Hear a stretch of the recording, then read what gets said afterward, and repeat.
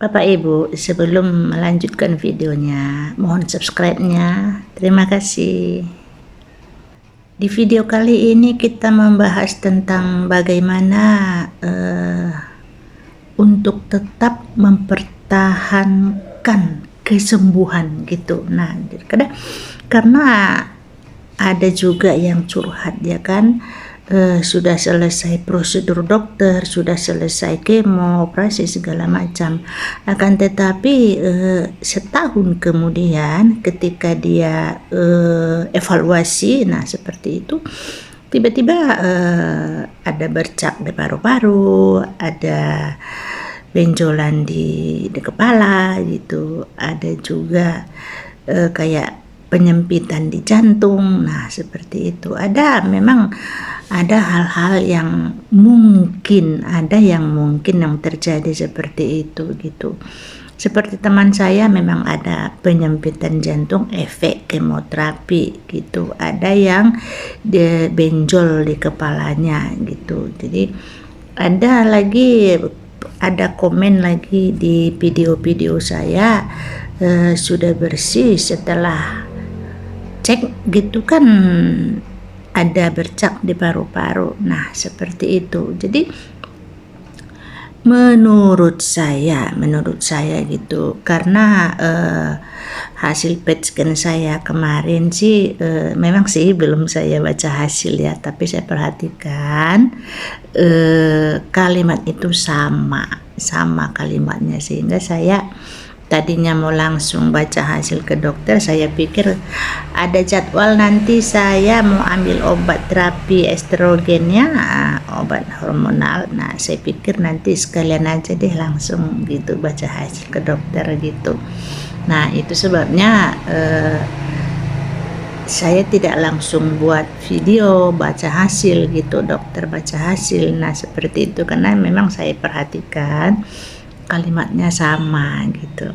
Nah gitu. Jadi sekarang pertanyaannya, bagaimana untuk mempertahankan kesembuhan? Nah seperti itu kan, hasil PET scan masih bersih juga gitu kan. Saya sih memang tidak ada misalnya anjuran dokter begini begitu, tidak gitu. Hanya saja saya banyak baca gitu kan. Saya juga menonton media-media gitu, karena saya kan ada histori kanker payudara stadium 4 lagi, metastatis tulang. Tentu saya harus banyak baca. Saya harus banyak mempelajari bagaimana merawat otak saya gitu, bagaimana merawat saraf mata saya gitu, merawat jantung saya, paru-paru saya gitu kan, lever lagi, hati, ginjal. Nah seperti itu.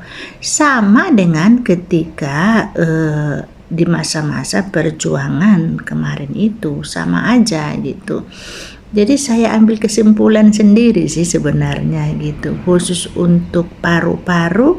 Nah gitu, karena obat kemo itu mengandung panas kan, botak panas, keringatan aja bawaannya. Artinya memang panas itu adalah membuat kanker takut. Nah bahasa saya seperti itulah gitu.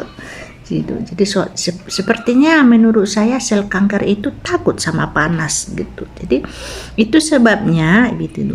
Hingga hari ini, hingga di video ini, saya istirahat itu tak pernah ber-AC, tidak berkipas gitu.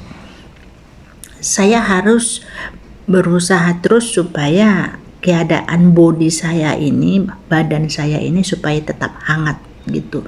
Mulai ujung kepala sampai ke ujung kaki saya usahakan untuk tetap hangat gitu. Itu sebabnya mandi air hangat, minum air hangat, boleh dikatakan masih di atas hangat gitu, tidak hangat seperti biasa, masih dia agak-agak panas gitu kan. Jadi memang dia agak terasa di paru-paru itu seger kan. Nah seperti itu. Jadi saya ambil kesimpulan sendiri, apa salahnya sih saya berbagi. Nah seperti itu. Itu sebabnya saya waktu evaluasi itu semua bersihkan, artinya Kalaulah boleh saya ambil sendiri berlaku ya, kesimpulan saya sendiri, andaikan berlaku, tapi ya memang berlaku buat saya gitu.